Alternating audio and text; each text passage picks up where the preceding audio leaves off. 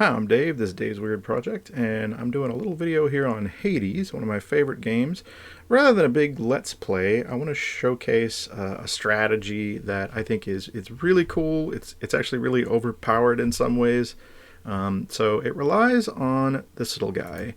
So this is a crystal beam, and you get this from Lady Demeter, and it's your cast, and you drop it out, and it fires this ice beam that does damage over time. So first, let's take a look at it just kind of in action with one upgrade that kind of makes this build really work. This is going to be the basic version of this.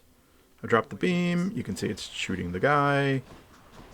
Drop another one. You're not seeing the tracking quite yet because they aren't moving very much. There you go. You can see it swing over to that other guy, and it's fairly quick. Without the duo power that I'm going to show you in a sec, it does not move that fast. Alright, so you just saw right there, that was basically right after I'd gotten the upgrades together that make this build really work. And let's take a look at those. First is the base boom. This is Crystal Beam. Your cast drops a crystal that fires a beam at foes for 5 seconds. And you can see I've got it upgraded to level 6, so it's doing a little bit extra damage. I think at the normal level, the first one, I think it's like 5 damage. So it goes up, it's every 0.2 seconds, so it's going to hit 5 times per second. Now the next thing you need is one of the Artemis boons. The one I picked up is Artemis's Call. If the build is done right, you don't actually need to use this, you just need it to get the build to where it's supposed to be. Now the final piece that makes the build work at its most basic level is this one. This is Crystal Clarity. This is a duo boon between Artemis and Demeter. Your cast is stronger and tracks foes more effectively. Now that's what you saw in the video a minute ago, was the beam tracking around as the guys moved. It was a little hard because those red guys don't move that much, but you'll see it in a minute when we get to the big video.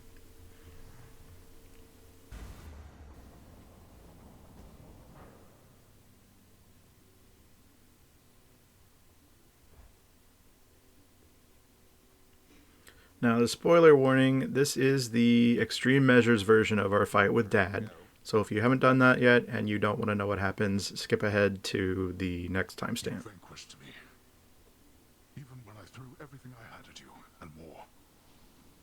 I fought you as I fought the Titans themselves, and still I failed. Oh, don't take it so hard, Father.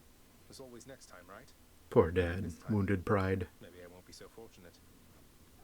Of that I am most certain. Come, let us see the limits of our abilities then. I warn you, I shall hold nothing back. To the death. To the death. So right out of the gate, we just start dropping beams. And this is basically all you do.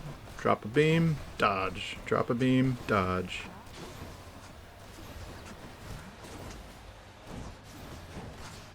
If you pay attention, you'll see I never use my weapons, never use the special.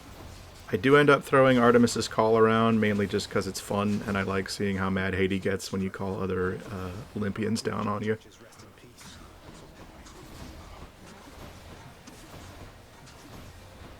I don't even really care which way I'm pointing them, because they swing around where they need to be pretty quickly. I try to aim for the center, but who knows. I don't even really know what Hades is doing. I'm just jumping and dropping, jumping and dropping.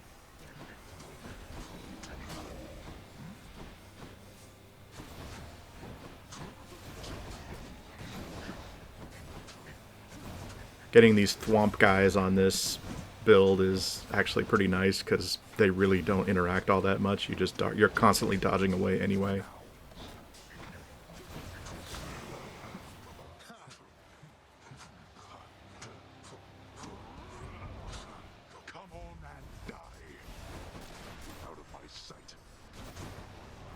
Here comes Artemis in a sec. Artemis, I'll take care of this. Thank you. Through death, I regain life.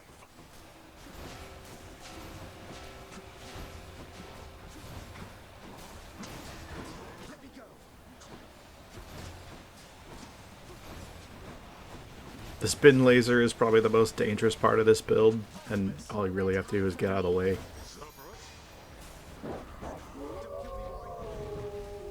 If you manage to land Athena's Call or the other guy, Ares, either of their calls, and you have a little bit charged up, you can use them to be invincible to that beam while you get out of the way. Not a big deal. This is stage 3 of the Extreme Measures Dad, so yeah, this is the spoiler part, or part of the spoilers.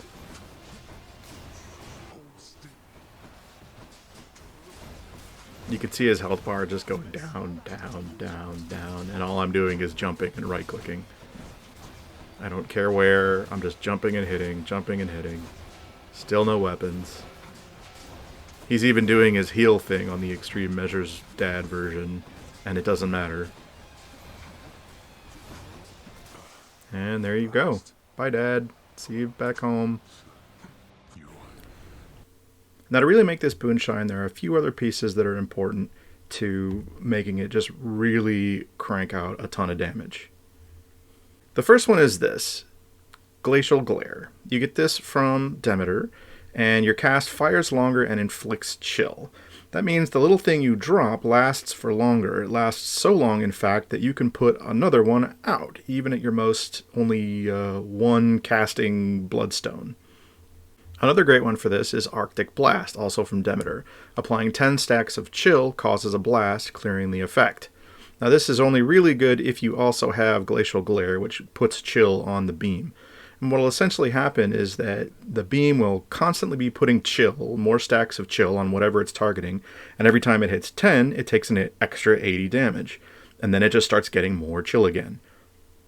Another one from the Artemis line you might want to try to get is Fully Loaded. It gives you 2 more Bloodstones for your cast. That's why in the video before, I was able to crank out so many beams at once. Not just one and then have to wait the few seconds for the thing to recharge.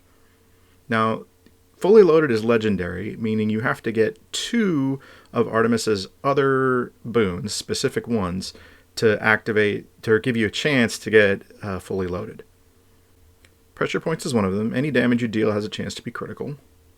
Support Fire is another. After you cast or hit with an attack or special, fire Seeking Arrow. You need 2 of them. The third one, which I don't have, is Exit Wounds, which causes damage to them when your Bloodstone is ejected. Auto Reload is another helpful one, which you get from Hermes. It basically shortens the time on your Bloodstone regeneration. Now this of course means you need the Mirror talent, which is to regenerate Bloodstones for your cast rather than pick it up. And it's faster by 1 second per rank. I think mine is maxed out.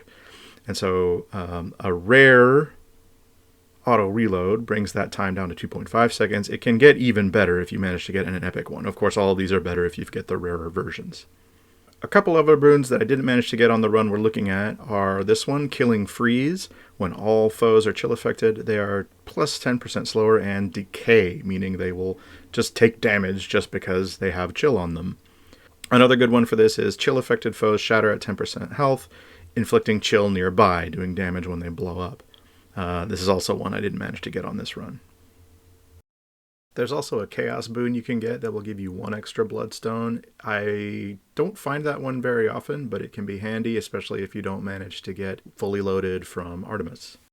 Hopefully that's helpful, maybe give you a little idea. If you're having trouble beating Hades, this is a great strategy, I feel.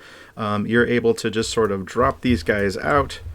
They will find your targets for you. You don't have to worry about it. You can just drop, dash away, keep moving, stay away from whatever the things are. You can see how many of them I'm stacking up here. It's just crazy. So anyway, hope that helps, and thanks for watching.